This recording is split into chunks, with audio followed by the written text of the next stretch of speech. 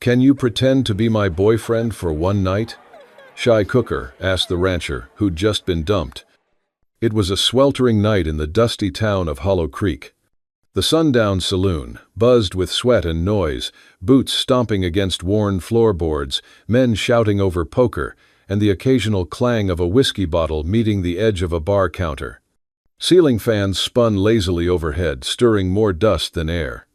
Evelyn Evie Harper kept her head down as usual, her apron smudged with flour and bacon grease, cheeks flushed from the heat of the kitchen stove.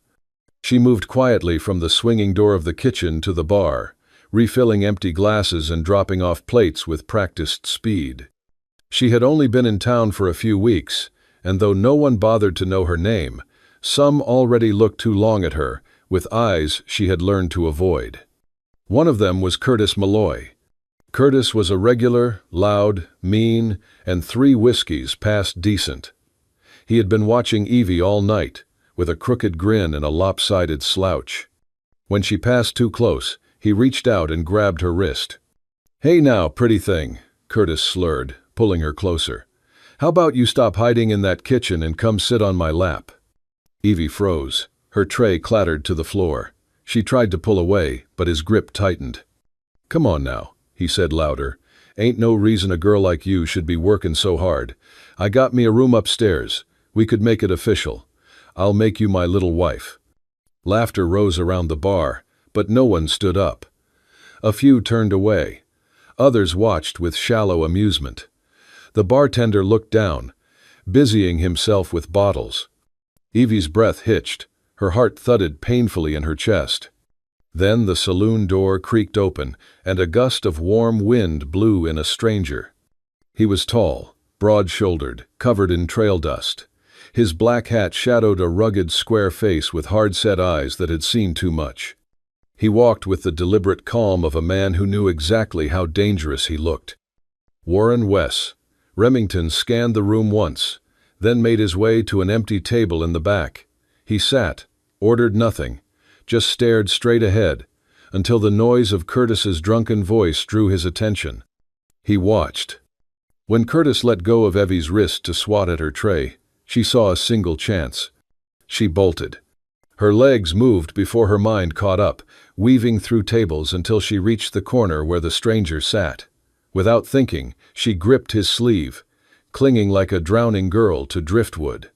"He's with me," she said, voice barely above a whisper, but clear. Then louder, desperate.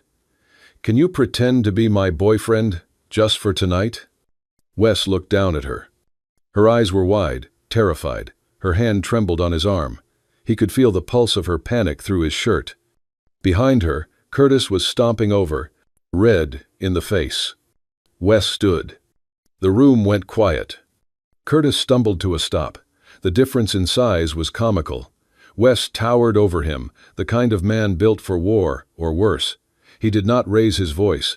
He did not make a show. He only stared. "I suggest you walk away now," Wes said, his tone low and lethal. Curtis blinked, took a step back, then another.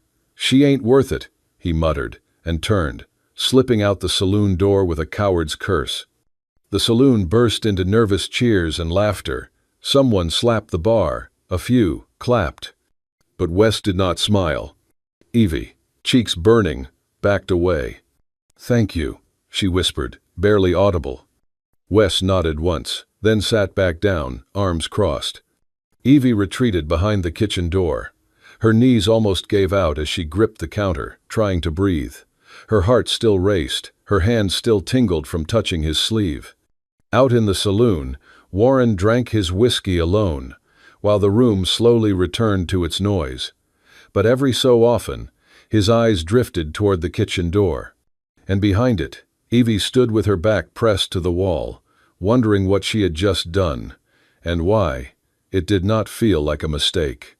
Morning came with the dry crackle of wind over sun-baked wood and the smell of dust rising off the street. The sundown saloon was quieter in daylight, just the clink of dishes and the low hum of coffee boiling in the back. Evie Harper stood behind the kitchen doorway, half hidden in the shadow of hanging pans. Her fingers fidgeted with the edge of her apron as she peeked into the dining area. He had come back. Warren Remington. Same black hat, same broad shoulders, same unreadable face. He stood at the counter now, laying down a few coins from his worn leather wallet. "I didn't eat anything last night," he said. The saloon owner, Mr. Greeley, looked up from his ledger. "Still took a seat, didn't you?" he said gruffly, though his eyes held something softer. "Money's good, but you're getting breakfast on the house. I don't need charity." "Ain't charity, it's from your girlfriend back there," Greeley added with a crooked smile, nodding toward the kitchen. "She's the one cooking it." Evie's cheeks flushed instantly. She ducked behind the shelf and nearly dropped the plate she was holding. "Girlfriend?" She nearly bolted out the back door. But she didn't. Instead, she plated 2 eggs, some buttered bread, and crisp slices of bacon. Her hands moved quickly, but her heart drummed like a drum in her chest. She wiped the edge of the plate twice, then carried it out, step by step, until she was standing in front of the man who'd saved her from humiliation the night before. Warren looked up as she placed the plate on the table. His eyes met hers. Evie bit her lip. "Good morning," she said, voice soft. "Morning," he replied. She turned to walk away, but his voice stopped her. "Do you still want me to pretend?" She froze. Slowly, she turned back. He was not smiling, but his tone wasn't mocking. He asked it the way a man might ask if she needed a door held open, or if she wanted sugar in her coffee, as if the question wasn't absurd at all. Evie let out a small, nervous laugh. "Maybe. Just long enough so people leave me alone." Warren nodded once, then picked up his fork. Evie stepped back toward the kitchen, but halfway there, she paused. "My name," she said without turning, "is Evelyn, but most people call me Evie." She waited. After a beat, he replied, Warren Remington." Her lips twitched at the edge. Back in the kitchen, Evie stood at the counter, hands pressed to the wood, exhaling shakily. It had been years since someone asked her what she wanted. Not what she feared, not what she'd been told to do, but what she wanted. And somehow, in a saloon full of strangers, in a dusty town she barely knew, a man who barely spoke had given her that.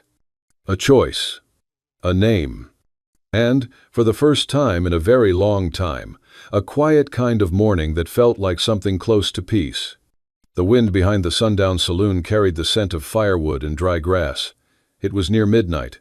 Most of the lanterns in town had gone out, but one still glowed faintly in the alley behind the kitchen. Evie stepped out, apron still tied around her waist. The air was cooler now, crisp in a way that hinted autumn might not be far. She had not meant to listen earlier, but the words from Mr. Grady, the saloon owner, had lodged in her head. "Remington? That's the fella got left at the altar. Real shame, pretty girl, too." She had stilled, one hand resting on a basket of bread rolls, heart sinking. Now she saw him, Warren Remington, sitting alone on a stack of crates, staring up at the stars like they owed him answers. His frame, broad and unmoving, cast a heavy silhouette against the lantern's glow. She hesitated before approaching. "Mr. Remington?" she said softly. He didn't look over right away. "Evie?" "I'm sorry," she said. He finally turned, brows furrowed, voice low. "For what?" "I dragged you into all this, the lie, pretending." Warren gave a dry breath, something between a sigh and a laugh. "That? Hell, I've played worse parts in real life." She smiled faintly, stepping closer. "Still, if I had known what they said about your fiancé." His eyes flickered. "So, you heard." "I didn't mean to." "It's all right." He leaned forward, elbows on knees. "We were supposed to get married last spring. She left the night before the wedding, said I didn't love her right, or loud enough."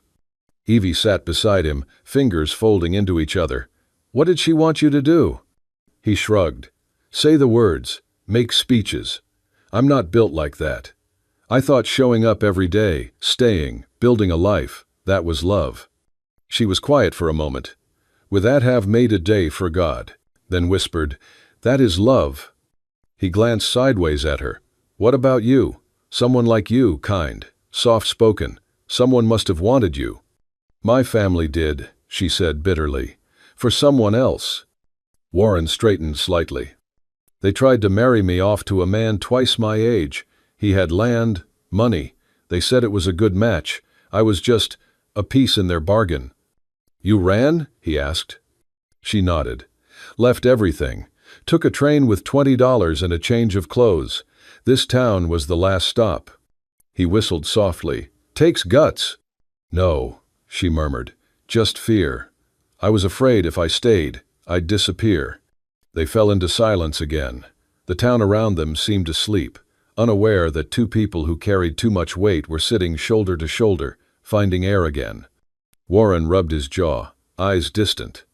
She used to tell me I was impossible to understand, that she needed poetry and grand gestures. I never knew how to give that. Evie looked down at her hands. Maybe she didn't know how to see what was already there. He gave her a long look. And you? Anyone ever tell you you're impossible? All the time, she said, smiling tightly. But not because they couldn't love me, because they didn't want to try. There was something fragile in the space between them now, not quite sadness, not quite peace, just honesty, bare and unprotected. Evie reached out slowly, placing her hand atop his, rough, scarred, motionless beneath her touch. You don't need to say it, she said quietly. You showed it, when you stood up for me. His gaze locked onto hers, unmoving. The wind picked up, fluttering a loose curl at her temple. I didn't even know your name, he murmured. You didn't need to, she replied. They sat like that for a while, her hand over his, until the lantern burned low. Neither moved first, neither wanted to. Because in the ruins of old love, sometimes, something true begins to grow. The days slipped by, one sunburnt evening at a time. After the third night of Warren staying late, the saloon's owner, Mr. Greeley, made the offer casually while wiping a dusty glass. You ever think of sticking around? He asked. Place could use someone who makes the riff-raff nervous. Got an extra cot in the loft, meals included. Warren thought for a long second, then nodded. I'll earn my keep. Evie was in the back, chopping onions, when she heard.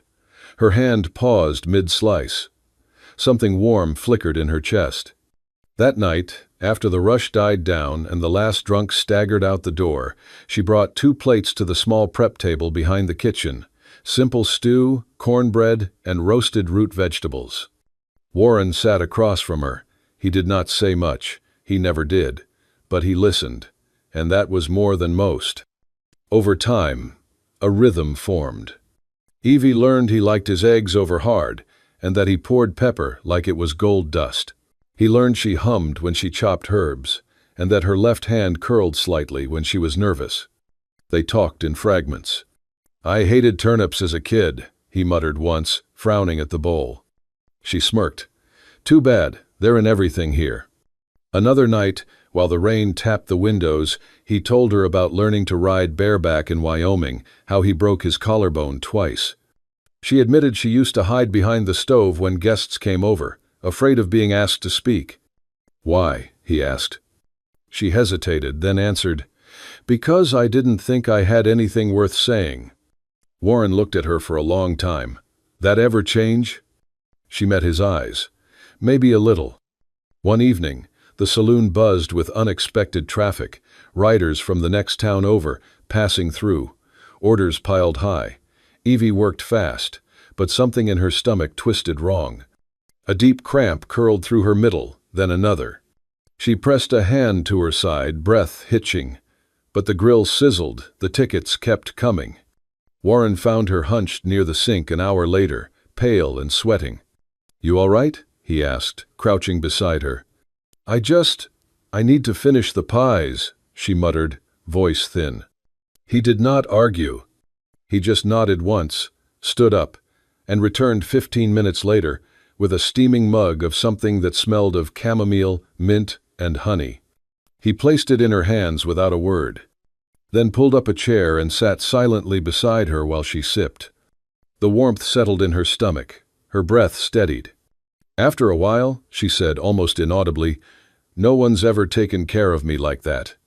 Warren did not look at her, but his hand, resting near hers, stayed just close enough that she could feel the safety in its stillness. They finished their tea in silence. But in the quiet space between sips and heartbeats, something gentle grew, unspoken, undeniable. The afternoon sun beat down on Dry Creek, casting long shadows across the boardwalks and stirring up dust in the market square. Word had begun to spread, soft at first, the tall stranger and the shy cook. Evie heard it in the hush of the saloon kitchen, in the glances of guests, in the way children pointed as she walked by. "They say Harper's got herself a rancher for a beau," one woman whispered to another over boiled eggs and coffee. "Remington? That brute?" the other scoffed. Evie's hands shook the first time she heard it, carrying a pie toward a table. She stopped mid-step, closed her eyes, and took a deep breath. She imagined the tray crashing to the floor. Instead, she set it gently, forced a small smile, and kept moving. Warren noticed her tremor but said nothing. The rumors only seemed to make things quieter between them, more real somehow. Then came the invitation to the spring jubilee in the town square. Horseshoe tosses, fiddlers, lemonade stands, prizes for best cornbread. Mr. Greeley insisted the saloon would serve food at the event, and that Evie would attend, with her date. Evie froze when the words left his mouth. That evening she stood behind the saloon door, apron folded, heart pounding. She looked across the yard and saw Warren. Spotless boots, clean coat, silk kerchief around his neck, and a stray lock of dark hair brushing his brow. He looked nothing like a man pretending to stay. Someone tapped her shoulder. The saloon owner stood there. "You ready?" She nodded. He led her outside. The band was playing. Laughter spilled into the twilight. Children danced in ringlets of light. Warren stood beside her, smooth-jawed, confident. Gasps floated around, hats tipped, boots still. Evie's cheeks heated. She felt as though she were dancing on the blade of a knife, thrilled and terrified at once. And then she saw her. Lila Hastings, Warren's ex-fiancée. She arrived in a carriage, the polished wood glinting in the lantern light, her husband beside her, rich, refined, a satin waistcoat, visible beneath the coat. Lila's eyes flicked to Warren, then to Evie. The air shifted. Evie's throat tightened. Here was the moment. Warren turned and raised his hand to Evie. He offered her his arm. She took it. He lifted his hat politely and swept her into the crowd. They passed under lantern lights, hand in hand, as if they belonged. Lila's lips parted in a smile that didn't touch her eyes. Evie felt exposed, until Warren whispered low, "Only pretending unless you want it to be more." Evie looked up. He met her gaze unflinchingly. Something deeper than mockery glinted there. She nodded slowly. The music rose. The fiddler's bow flicked. People moved in circles. Boots tapped. Warren led her toward a clearing in the square. He cleared his throat and made an announcement to gathered folks, as if this were their night. "Ladies and gentlemen," his voice firm, "my friend Evie Harper has cooked many a meal for this town. Tonight I'm proud to walk beside her." The crowd hushed. Evie's heart threatened to explode. Whispers rose. "Look at them. Wonder if it's real. About time." When Lila stepped forward, her husband trailing behind, she lifted a glass of lemonade. "Congratulations, Mr. Remington. I hope your arrangement turns out well." Warren smiled, but not cold. "Thank you, Mrs. Hastings. I hope the same for you." Lila's eyes narrowed. Evie tightened her grip on his arm. Warren squeezed gently. Then, softly, "Do you still want me to pretend?" Evie's voice was almost nothing. "I don't know, but I think I might want more." A hush fell. Warren raised his hat and tipped it to Evie. Children cheered. Evie looked around, eyes full of hope, not judgment. In that moment, the pretend mask fell away. And though the red dust still clung to boots and skirts, the truth of something real glowed brighter than any twilight lantern. The buzz of the spring jubilee faded. but the whispers remained. They lingered in corners, between swaying laundry lines and passing glances at the general store. Evie Harper walked through Dry Creek with her shoulders squared, her eyes forward, but her heart tucked itself behind ribs like a wounded bird. One morning, while fetching flour from the grocer, she heard it. Mrs. Trudell, a widow who ran the dress shop, leaned close to her neighbor and didn't bother to lower her voice. "She's sweet, yes, but let's be honest, he's a Remington. She's just a kitchen girl." Evie's hand tightened around the sack of flour. Later that day, she passed the porch of the chapel, where the preacher's wife murmured, "It's a nice story, but surely he'll grow tired of pretending." But it wasn't until the oldest woman in town, Miss Miriam, dressed in black from her hat to her boots, approached her directly in front of the saloon, that the words struck bone. "Child," she said, voice like dry twigs cracking, "you're kind, but you're not enough for him. He's been through too much, seen too much. Men like him need women made of steel, not sugar." Evie said nothing. She just nodded once. That night, she didn't stay late to scrub the counters. She didn't set out Warren's cup of tea the way she usually did. She went home early, alone. The little room she'd been renting above the old smithy felt colder than usual. She sat on the cot, holding the flour sack still creased in her arms, heart thudding like it did in the days she lived under someone else's roof and someone else's rules. Who was she kidding? She was a cook, a quiet one at that. The kind people forgot after their bellies were full. Meanwhile, Warren Remington was made of dust and muscle, and silence sharpened by war. He'd kissed her hand. He'd stood beside her in front of the whole town. She thought it meant something. But maybe she was just convenient. That thought echoed until morning. She didn't go to the saloon that day. By noon, someone knocked on her door. She opened it a crack, and there he was. Warren, standing with a slant of sunlight across his shoulder, his brow furrowed, mouth set. "I asked Greeley where you were," he said. She opened the door wider, still silent. "I figured you might need this," he added. He held something out, a small, square bundle of cloth. Evie blinked. It was the handkerchief she'd dropped the night she grabbed his arm in the saloon, faintly stained with strawberry juice and embroidered with a crooked little flower in blue thread. She took it gently. "You kept it?" she asked, voice barely a whisper. He nodded. "I figured it was the first thing you gave me. Didn't feel right throwing it away." Her eyes filled. "Everyone thinks I'm not enough for you." "I don't give a damn what this town thinks," he said. She lowered her head. "Maybe they're right." Warren stepped forward, close enough for her to feel the warmth of him. "You saved me that night," he said, his voice low. "Let me save you now." She looked up. "I wasn't pretending," he added. "Not when I stood up, not when I held your hand, not now." A silence hung between them. Then Evie reached out, fingers clutching his coat. "You really think I saved you?" He smiled, faint and rare. "You were the first person in months who looked at me like I wasn't broken." She pressed the handkerchief to her chest. "Okay," she said softly. "Save me then, but don't disappear afterward." "I won't," he said. "Not unless you send me away." She didn't. She stepped aside, letting him in. And for the first time in days, her little room felt like it might someday be a home. The skies broke open without warning. One day, the air hung thick and still. The next, it churned with rolling clouds, dark as spilled ink. Rain came hard and fast, angry sheets of water slapping the rooftops, turning the dry earth to sludge, turning the quiet creek at the edge of town into a roaring, hungry flood. Evie had just finished prepping dough in the sundown saloon's kitchen when the first screams echoed outside. "Flood!" someone yelled. "The river's breached!" Panic followed.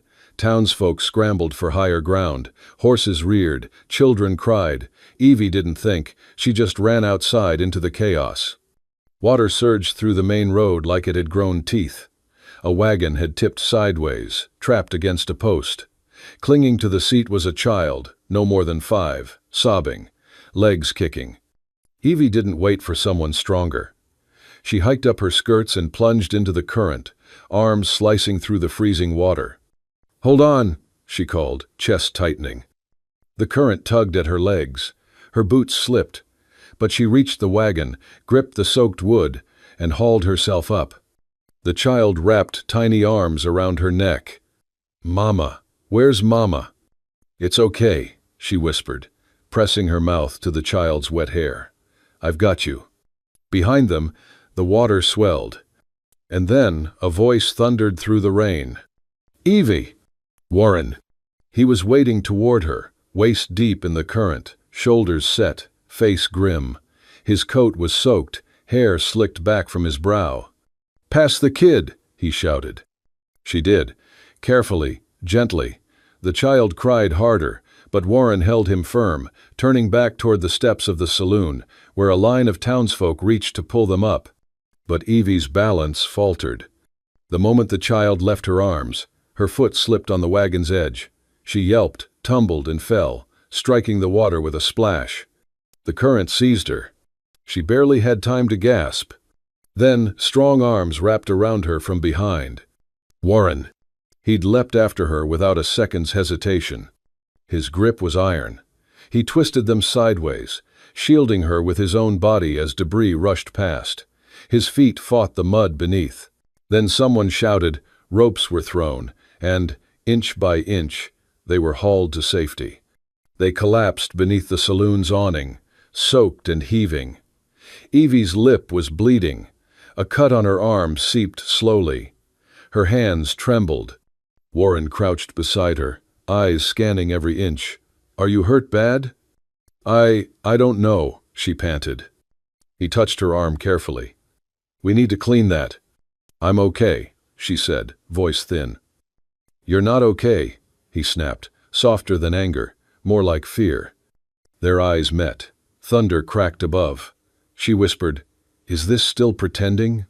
His breath hitched. Then slowly, he reached out, calloused fingers brushing her cheek, thumb lingering where the blood had traced. "No," he said quietly, "hasn't been for a while." She leaned into his touch. Let the storm fade behind her. Then he kissed her, not rushed, not desperate, but steady. Like grounding two people who had both drifted for too long. Her fingers curled into his soaked shirt. The world stilled, even as rain poured. When they pulled apart, Evie was crying and smiling. "I'm sorry I waited so long," she whispered. He shook his head. "You didn't. We both needed time." A whistle blew. More shouts. The storm wasn't done, but the worst had passed. Volunteers formed chains to pass supplies. The townsfolk worked side by side. Evie stood, wincing at her leg. Warren immediately offered an arm. "Come on," he said.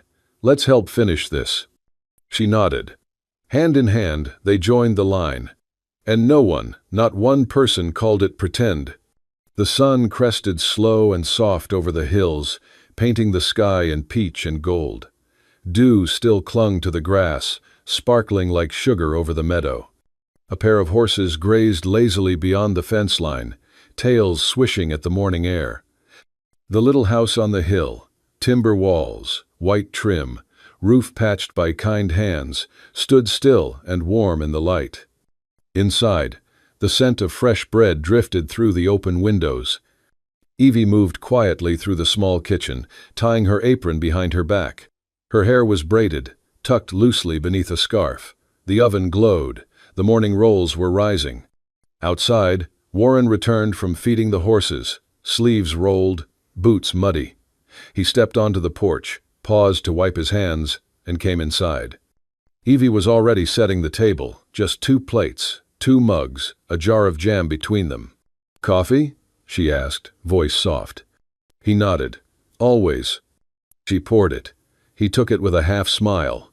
They sat together, the steam rising between them. No rush, no words for a while. Just the hush of a peaceful morning and the gentle clink of spoon on ceramic. Evie looked across the table at him. His jaw was rough with stubble, eyes still creased from sleep. She smiled. "You still pretending?" she asked quietly, resting her hand over his. Warren looked down at her fingers, small, flour-dusted, calloused in the places only years of work could form. He turned his palm upward, laced his fingers through hers. "I don't remember how to pretend anymore," he said. Her breath caught, but she didn't cry. Instead, she reached into her pocket and pulled out something small, wrapped in a linen scrap. She unwrapped it slowly, placed it on the table between them. A ring. Simple, wooden, smooth, with a tiny carving of a wheat stalk on one side. He had whittled it from an old fence post the night after she first made him that honey loaf. She pushed it toward him. "I kept it," she said. "Didn't know why, until now." He stared at it, then at her. His fingers trembled as he picked it up. She offered her hand again. No ceremony, no witnesses. Just two people, with no more masks to wear. He slid the ring onto her finger. She leaned forward, resting her forehead against his. "You gave me safety when I asked for it," she whispered. "And then, you stayed. You gave me something to come home to," he murmured. "I didn't even know I needed it." They sat like that a while, in the quiet. Outside, the town slowly stirred. Children's laughter echoed across the hill. Somewhere, a rooster crowed late. But here, in the little kitchen filled with warmth and bread and soft light, they found the kind of silence that didn't ask to be filled. Just shared. And held. She only wanted safety for one night. He only wanted silence. But in pretending to belong to each other, they found what neither dared dream. A love real enough to last. If that story warmed your heart like a sunrise over the plains, go ahead and hit that hype button and let Evie and Warren know their journey meant something. They may have started with a lie, but what they found was truer than most ever do. For more tales of accidental love, quiet strength, and dusty hearts learning to beat again, make sure you're subscribed to Wild West Love Stories. From lonely saloons to windswept barns, we bring you stories where every scar has a story, and every silence hides a deeper longing. Because out here in the wild, love does not arrive in ball gowns or moonlight. It rides in on tired horses, holds your hand when the town turns away, and stays when pretending is no longer enough. So stick around, partners. There's always another story around the bend. See y'all on the next ride.